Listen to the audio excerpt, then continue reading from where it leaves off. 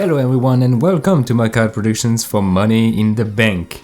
Here we go for a new season. The WrestleMania Weekend Superstar Shakeup is now behind us, the landscape of WWE has completely changed, and we are ready to start a new chapter. This time the first event isn't going to be Backlash, we are kicking off a new WWE year with a massive pay-per-view, Money in the Bank. And here is my card predictions. And first match of the night for the Raw Tag Team Championship, Zack Ryder and Kurt Hawkins versus Hanson and Raw, the War. I forgot. As much as I would love to see a Money in the Bank ladder match for the tag teams, chances to see that happen are very slim. Actually, I feel like we might not even see a men's tag team match at Money in the Bank. Maybe just one during the kickoff for the Raw or SmackDown Championship. On the SmackDown side though, there's not a lot of challengers for the Hardy Boys except Heavy Machinery or Rusev and Nakamura. There are still possibilities for a new team to form, but even if, I feel like we're only going to see the Raw Tag Team Championship. And speaking of that, if I have to pick the challengers for Zack Ryder and Kurt Hawkins, I'm going to choose the Viking Experience. After this, we're going to have the first pay-per-view match of this man, Lars Sullivan versus Randy Orton. After months of silence, the Freak finally made his debut during the Raw after WrestleMania and is already booked as a monster who's going to go through everyone every week. Nothing original here, we've seen this 1,000 times, but WWE seems to believe in Sullivan's character, so it would not be surprising to see him in a match at Money in the Bank. I don't know, however, if it's going to be the Money in the Bank ladder match. It might, without a problem. Maybe too soon? But I think he's going to continue attacking everybody on SmackDown before stepping in the path of someone like Randy Orton. And since Lars Sullivan needs to be associated with a big name to become a legitimate and real threat, it's about time before we see a matchup like this. It might happen on SmackDown, but I'm thinking more about a bigger stage, like Money in the Bank. Following that, we're going to have The Miz versus Shane McMahon. With what happened at WrestleMania during the Superstar Shakeup, it's pretty clear that the feud between Shane and The Miz is far from over. With Money in the Bank on the horizon, both men might actually end up in a men's ladder match with Miz qualifying and Shane, well, since he can do whatever he wants, injecting himself in. But instead I'm thinking more about Shane costing Miz of an opportunity to qualify, leading to the two facing each other once again. If that happens, I think there will be room for a stipulation, and I don't speak about something like Fast Count Anywhere or so. But more like, if Shane or The Miz loses, blah blah blah, I don't know. Tell me what you think about that, I'm pretty curious to see where this goes. Now for the United States Championship, Samoa Joe versus Braun Strowman. Since Finn Balor and the Intercontinental Championship were drafted to SmackDown, there's absolutely no way Samoa Joe stays with the US Championship on the Blue brand. Thing is, surprisingly we didn't see Joe during the shakeup, but apparently that was because he was sick or something, so I guess the situation will be clarified next Monday night on Raw. In any case, even if Joe stays on SmackDown, which will be quite unexpected, his next challenger might be from Raw anyway. We already saw inter-brand matchups in the past during a small period where the shakeup happens, and since Joe and Strowman had some issues together, the Monster Among Men could be the one to win the US Championship and take it back to Raw if needed. Then for the Women's Tag Team Championship, we get Asuka and Kairi Sane versus the Iconics. There's a lot of stuff going on right now concerning the Women's Tag Team division. I mean, the Iconics surprised the world at WrestleMania, the Boss and Her connection is suddenly gone, and WWE introduced an exciting duo with Asuka and Kairi Sane.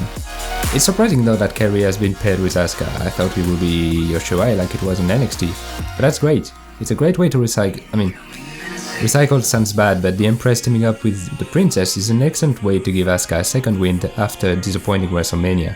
And putting Paige as the manager is pretty smart since both Japanese superstars struggles a bit doing promos in English, like me right now for example. This team is definitely going to contribute to the evolution of the division, and they might already have a championship opportunity at Money in the Bank. For the WWE Championship, Kofi Kingston versus Daniel Bryan. Kofi Kingston is WWE Champion. What a WrestleMania moment it was, and I don't know if he's going for a long reign as champ, but the next few months looks promising. But with the Money in the Bank briefcase coming soon, everything could come to an end pretty quick though.